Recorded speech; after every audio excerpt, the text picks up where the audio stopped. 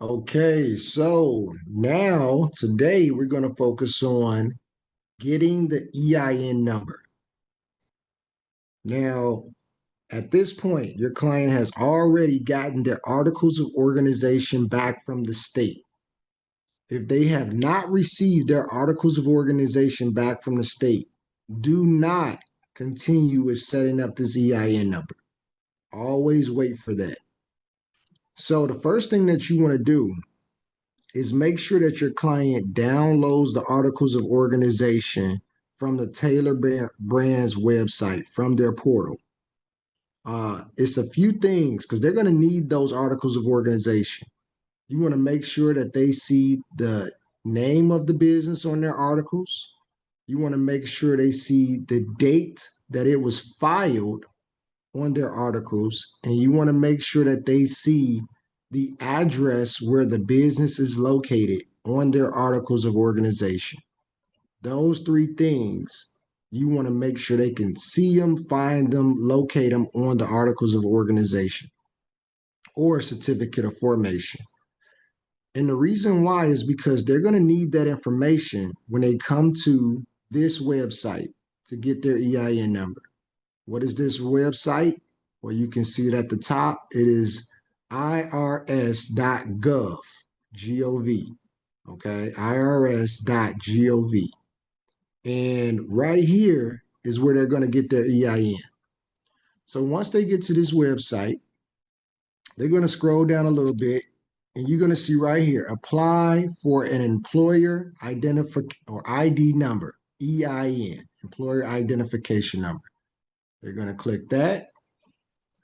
Then they're going to scroll down, and they're going to click this blue button right here that says apply for an EIN. Once they click that, they're going to scroll down, and they're going to click begin application. All right. Now it's just telling you to answer some questions. The first question they're going to answer, what type of legal structure is applying for an EIN? Well, you just helped them set up a limited liability company.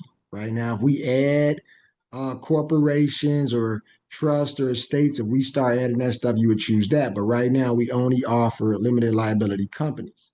So we're going to choose the LLC, the bubble. On the phone, you can click the words. Don't click the words. It's going to take them away. I always tell them click the bubble next to limited liability company. Once we choose that, we're going to click, oh, it's a little bit different on a laptop. You would just click the next button or continue. But when you scroll down here, it says how many members are in the LLC. Well, if it's just one, it's just them. You just pick one.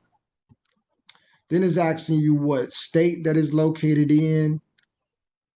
Let's find Illinois, right? Let's just say they set up in Illinois. Then you're going to scroll down. Oh, yeah, this is all one page on the, well, it's not all one page, but it seems like it's more on one page than it is on the cell phone. I usually do this from my cell phone. What is the single member limited liability? Why is the single member limited liability company requesting an EIN? Simple. Just started a new business. That's it. Click continue. The next step, identify. At this point, they will need to put in their social security number.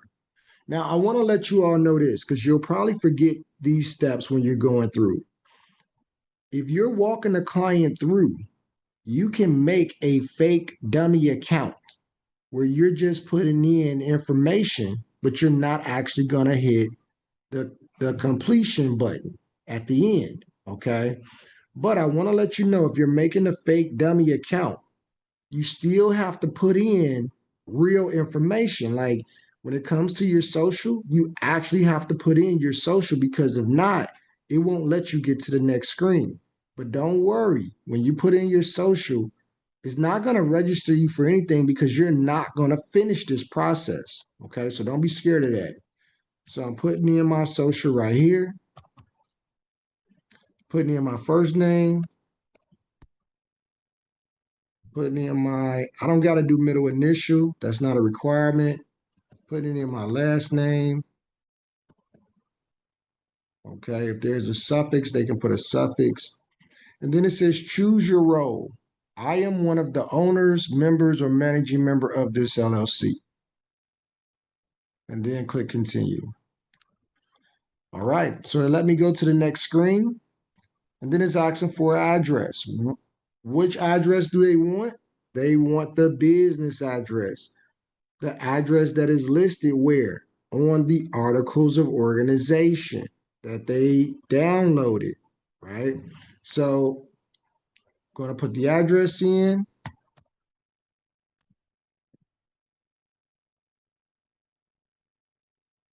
City, states, and then we're going to do the zip. All right. And then the phone number.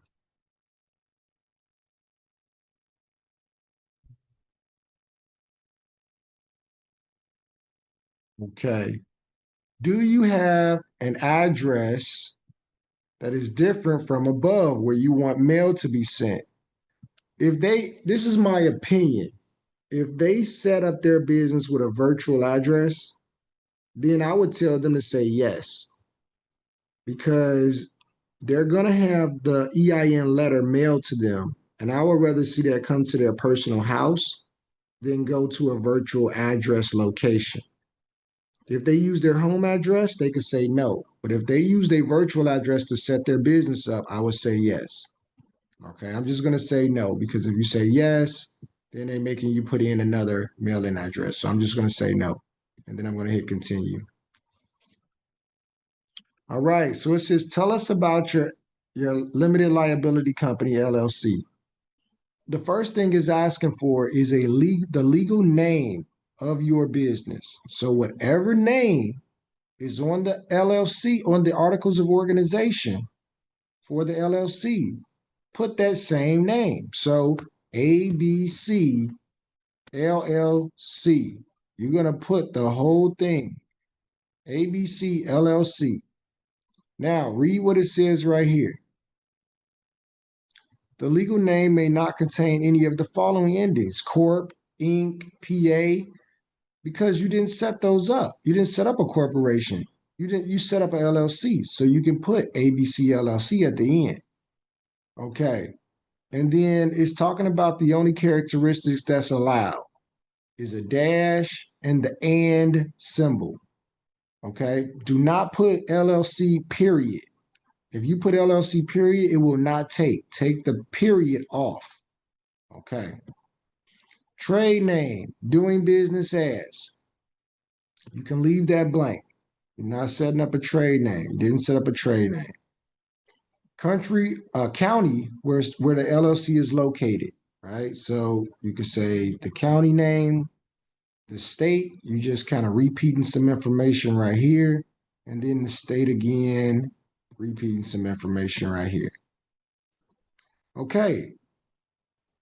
Single member limited liability company start date. This will be the file date that is found on the articles of organization. So they should be looking at that. So they should have their articles of organization printed out, or at least have it open on a separate screen that they can go back and forth and look.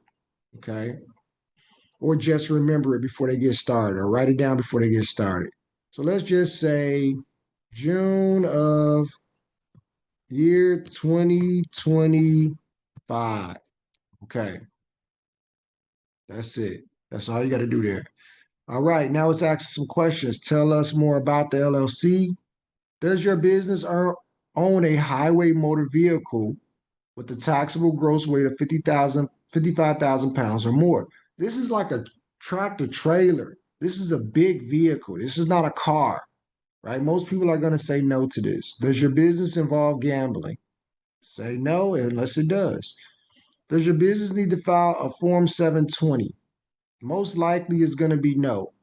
You know, you can look right here, see what this form is, but it pertains to something about importing and exporting luxury goods or something like that. but you can look it up for yourself. But most likely it's going to be no. Does your business sell or manufacture alcohol, tobacco, or firearms? No, unless it does. Then you click yes. Do you have or do you expect to have employees who will receive W-2 in the next 12 months? Yes or no? Like most people are saying no. And then continue.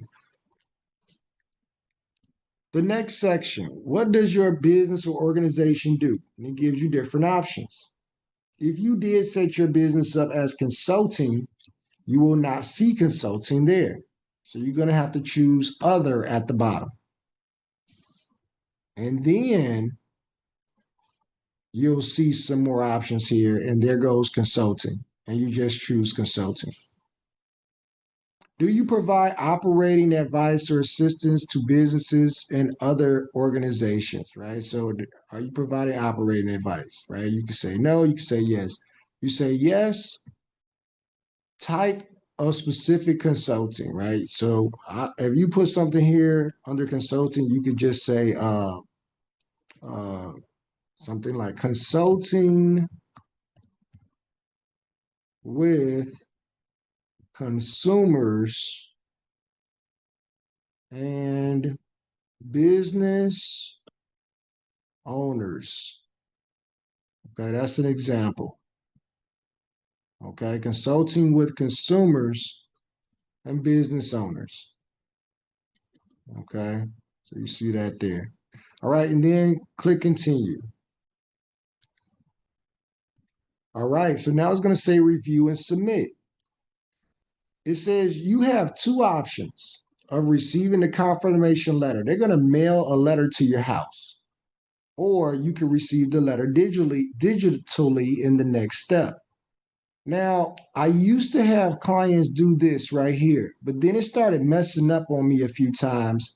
So I didn't choose this option anymore because if it messes up, then they want you to call the IRS with them to help them get the letter and all of that. And it's just too much. So I just been having the clients receive the letter by mail.